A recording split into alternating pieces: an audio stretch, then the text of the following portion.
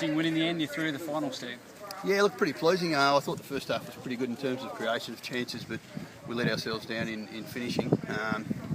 And second half, we simply finished off what we'd started first half. So some pretty strong comparisons with the quarterfinal for Taroona down here. The first half, you guys had quite a bit of the possession, fair few offsides as well, yep. And perhaps you would have been thinking it would have been nice to go in with a few more goals at half time, Steve? Yeah, definitely.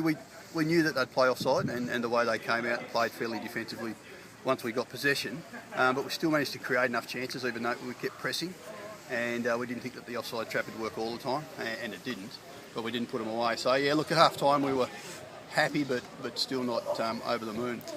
Gives you a bit of nice momentum going into the final, that 5-1 victory?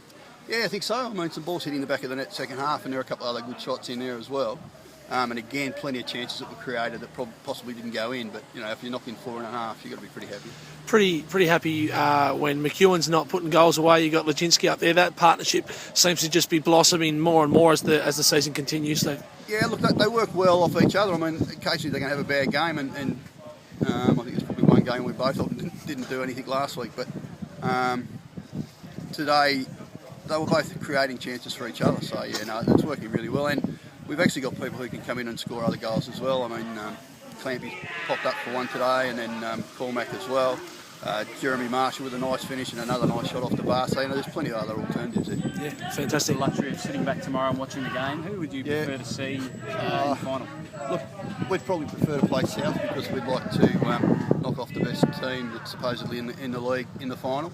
And I think if Knights got over South in that one, that'd give them a lot of momentum going into the final. So probably South. Yeah. No worries. Fantastic. Thanks, Steve. Cheers. Unfortunately, no fairy tale finish there for you. No fairy tale finish today. I think the boys, they needed to be at their very best today to beat Eagles. I don't think they were at their best. They tried hard. 1-0 at half time, I think, was, we were definitely in the contest. We made a few changes. Second goal knocked the wind out of our sails a bit, I think. Got it back to 2-1.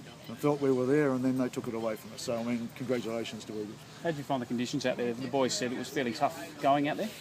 Oh, look, absolutely. I don't think it really suited our style of play. We tried to play along the ground. We tried to pass the ball. That knocked us about a bit, but I mean, you play to the conditions. It's the same for both teams. So, no, it was certainly tough going. Certainly in some patches you did look like you did play some good football. You must have been pleased at seeing those sort of patches where you were quite switched on and playing the ball to feet and that sort of thing. Oh, look, I mean, it's what we expect. I mean, we train for it. We play for it. We've been scoring quite regularly of late, and it didn't come today. I mean, very disappointing that the end product wasn't there, but no excuses. At half time, you must have had some confidence that, at the same sort of scenario as the quarter-final with Olympia, they'd been sort of caught by the offside trap a lot in the first half. They'd probably had a lot of the play as well in the first half, but hadn't been able to capitalise on that. Is that something you spoke to the boys about at half time in terms of drawing on the quarter-final? I spoke to the boys about it at the start of the game. You know, that if we went 1-0 down, and again, for the past 4 games we've been 1-0 down within 5, 10 or 15 minutes. So, absolutely, I spoke to them about it and said, look, we need to get our heads up. We know we can come back from that. To get it to 2-1, I wasn't overly fussed, to be honest. We were looking reasonably good. A couple of the boys were, one had the flu and so on, but there's no excuses. They knew what they had to do. Couldn't quite bring it today. And whether it was the conditions, obviously Eagles contributed to that, to the 5 goals. But no, good luck to them. Overall, when you first came into the competition, did you think you'd make it to the semi-finals of the competition? Had a shot at the final? I'll throw a nice cliche at you, and it's one game at a time, and I thought, where we go. I mean, it's all to do with process. You do the process, you get the process right, the rewards come. I never really thought about where we'd go.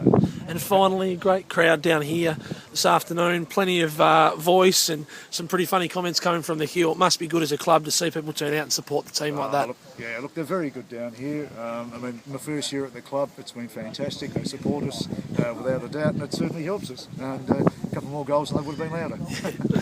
Andy, your goalkeeper played well for a guy who's not a goalkeeper. I think we covered this last game at the Olympia game, and he tells me he's a goalkeeper. He's a great character. He plays well. I mean, like most goalkeepers, you know, you make a mistake and it tends to be punished and everybody looks at you. But, you know, all the boys made mistakes today. So, I mean, look, he's doing very well for us. Thank you very Thank much. you.